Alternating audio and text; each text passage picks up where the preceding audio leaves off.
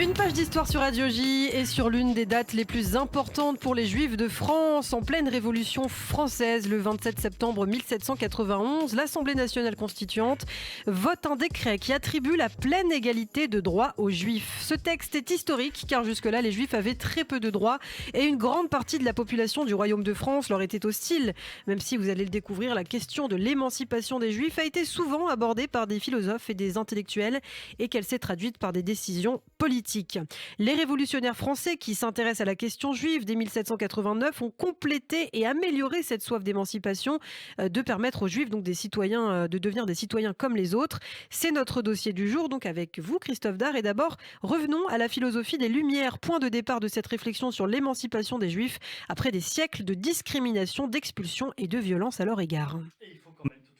Préciser que certains philosophes comme Voltaire par exemple sont antisémites, mais qu'effectivement la perception générale des Juifs par le mouvement des Lumières va évoluer, comme en témoigne l'article consacré aux Juifs dans l'encyclopédie de Diderot et d'Alembert. Le judaïsme et l'histoire des Juifs sont racontés dans le détail, n'occultent ni les traditions ni les persécutions, avec quand même, il faut le préciser, des préjugés et un mépris encore très nombreux et sous-jacents dans leurs textes. Et à l'époque, on compte environ 40 000 Juifs dans le Royaume de France. Alors où vivent-ils ?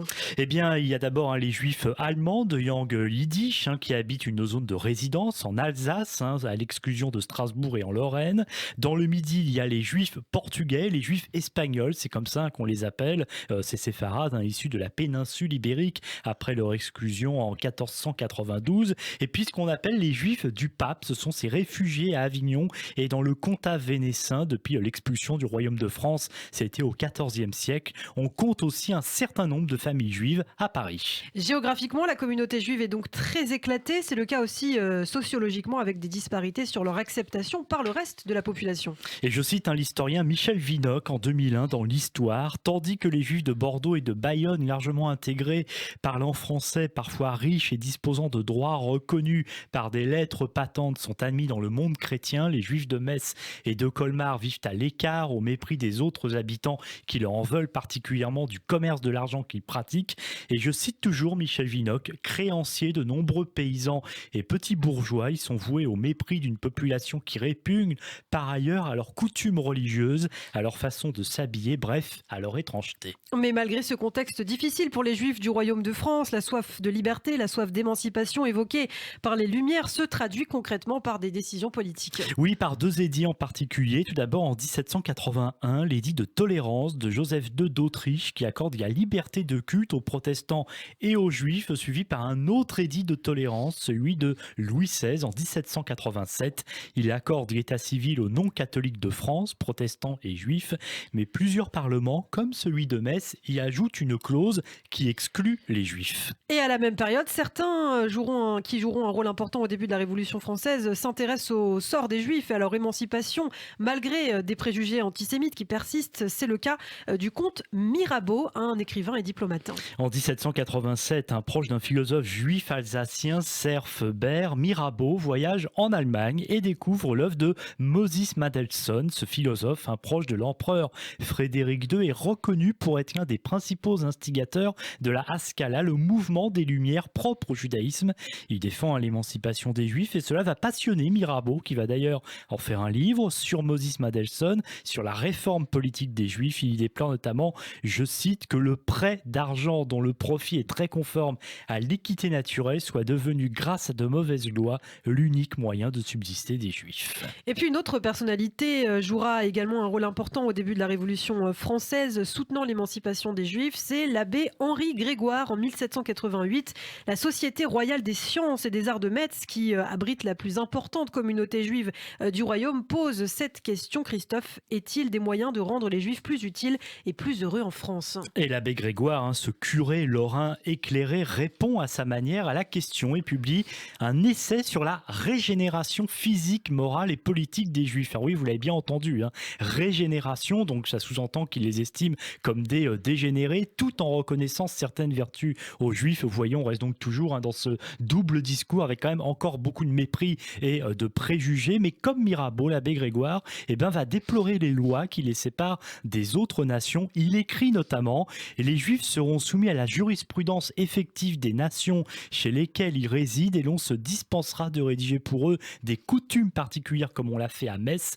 Il rappelle ainsi que cette ville de Lorraine n'a pas voulu adopter l'édit de tolérance promulgué par Louis XVI quelques mois plus tôt. Et lorsque la révolution éclate en 1789, les Juifs vont être pris à partie, notamment lors de ce que l'on a appelé la Grande Peur, ces insurrections paysannes de l'été 1789 dans la foulée de la prise de la Bastie. Et en Alsace, par exemple, les paysans attaquent les demeures des Juifs qui trouvent refuge à Bâle. L'abbé Grégoire, de nouveau, lui relate d'ailleurs ces faits à l'Assemblée nationale le 3 août. Alors, il faut savoir qu'à l'époque, l'Assemblée nationale est composée des 3 ordres de la société, noblesse, clergé et tiers-état. Le prélat demande alors la complète émancipation des Juifs. Et à la demande de Théodore Serfbert, qui représente les Juifs d'Alsace, l'Assemblée nationale va accorder la protection des pouvoirs publics aux Juifs dans sa séance du 28 septembre. Le 14 octobre, plusieurs délégués d'Alsace et de Lorraine prennent la parole à l'Assemblée. Itzhak Ber, leur porte-parole, demande qu'une réforme absolue s'opère dans les institutions ignominieuses auxquelles les Juifs sont asservis. Effectivement, on voit que la question de l'émancipation des Juifs est centrale dans les premiers mois de la Révolution française. Fin décembre 1789, durant la discussion sur l'admission de tous les citoyens au service public sans distinction de croyance, la question juive est de nouveau débattue à l'Assemblée constituante. Et parmi les défenseurs du texte, on retrouve Mirabeau, l'abbé Grégoire, mais aussi un certain Robespierre, qui n'est pas encore aussi connu qu'il le sera par la suite, et qui affirme haut et fort: rendons-les au bonheur, à la patrie, à la vertu, en leur rendant la dignité d'hommes et de citoyens. Le comte de Clermont-Tonnerre, lui, déclare: il faut tout refuser aux Juifs comme nation et tout accorder aux Juifs comme individus. Il faut qu'ils ne fassent dans l'État ni un corps politique ni un ordre. Il faut qu'ils soient individuellement citoyens, mais la décision est ajournée sur pression notamment très forte du clergé. Par un décret du 28 janvier 1790, seuls les Juifs portugais et avignonnais sont déclarés citoyens donc à part entière. C'est une petite victoire, mais suffisante pour donner de l'espoir aux Juifs du royaume et en particulier à ceux d'Alsace et de Lorraine. Et on compte de nombreux débats tout au long de l'année 1790, mais encore une fois, avec la pression du clergé, d'une partie de la noblesse, toute décision est ajournée. Mais quelques jours avant la dissolution de l'Assemblée nationale prévue à la date du 28 septembre 1791, c'est un député du club des Jacobins, Adrien Duport, qui déclare: je crois que la liberté de culte ne permet aucune distinction dans les droits politiques des citoyens en raison de leurs croyances. La question de l'existence politique des Juifs a été ajournée.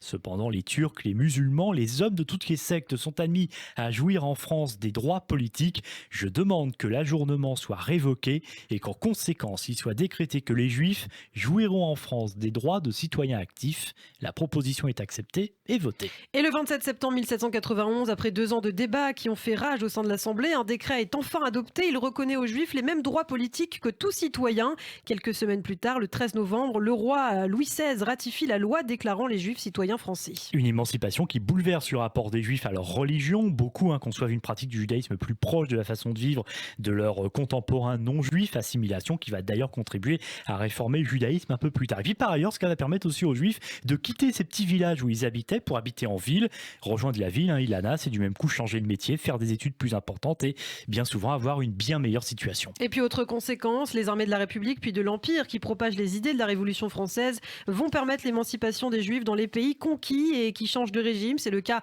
en Italie et en Allemagne notamment, mais cela sera de courte durée. À la chute de l'Empire napoléonien, ces pays et ces territoires qui retrouvent leur indépendance vont remettre en vigueur des textes hostiles aux Juifs. On aura l'occasion d'en reparler. Merci beaucoup Christophe Dard pour ce dossier spécial jour 14 juillet.